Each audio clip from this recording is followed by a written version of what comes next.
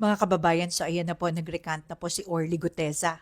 Binawi na po niya yung nauna niyang statement tungkol dun sa pagde-deliver di umano ng mga maleta ng pera kay Martin Romualdez.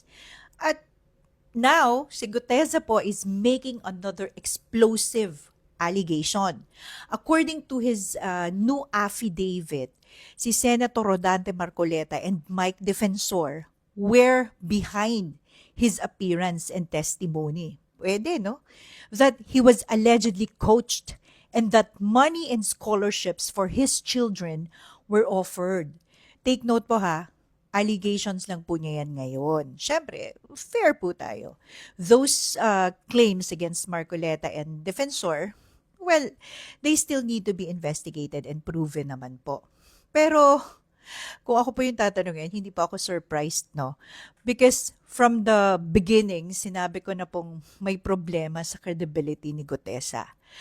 And remember po yung hearing during the time na nag-appear si Gutesa, there were moments when Marcoleta appeared to be guiding him through his testimony, parang mas alam pa ni Senator, no? Then came the controversy over Guteza's affidavit.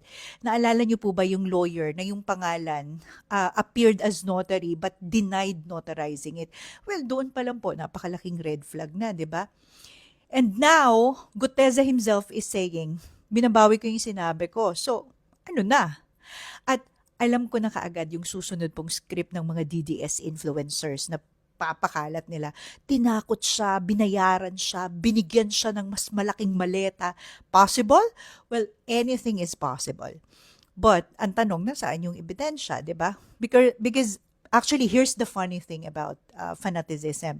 Kapag yung testimonya ni Gutesa laban dun sa political enemy ninyo, ang sabi ninyo, wow, matapang si Gutesa, whistleblower. May kredibilidad, nagsasabi siya ng katotohanan. Ngayong bumaligtad na si Orly Gutesa, ang sinasabi naman ng karamihan, bayaran siya, tinakot siya, nabigyan siya. So credibility pala really depends on whether the witness is saying what you want to hear, di ba? Well, that's not critical thinking. That's confirmation bias po.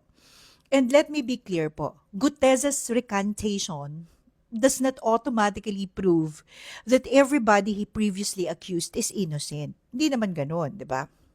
Well, just as his original testimony did not automatically prove that they were guilty, no? Ang dinidestroy lang po niyan is the idea that his word alone should ever have been treated as gospel. Because now we have two contradictory stories from the same man, no? So dapat maimbestigahan po pareho. Who approached him? Sino ba talaga? Who prepared the statements? Was money really offered to him? Were scholarships really promised? Who is lying? Diba? So let's follow the evidence. And if Marcoleta or Defensor had anything to do with manufacturing testimony, then they should answer for it. But if Guteza is lying now, then hold Guteza accountable for that too. Pero mukhang may ebidensya siya, di ba? Ito kasi ang problema kapag inuuna yung political excitement bago po yung verification. May pasabog, share ka agad, may maleta, guilty ka agad, may witness, wow, hero ka agad. Then months later, mangyayari ito sa 18 ex-Marines, yung witness mismo, yung sumisira sa sarili nilang kwento. Kaya paulit-ulit ko pong sinasabi, hindi dahil sinabi ng witness, totoo na. Hindi dahil sinabi ng senador, totoo na. At lalong hindi dahil pabor sa political belief mo, fact na kaagad, evidence first. Ebidensya muna kagaya nung kay Senator Lacson, di ba? Because if your version of truth changes every time your witness changes his story, maybe you were never looking for truth in the first place. You were only looking for something that confirmed what you already wanted to believe. So mag-isip po tayo. Hindi po lahat ng pasabog, bomba.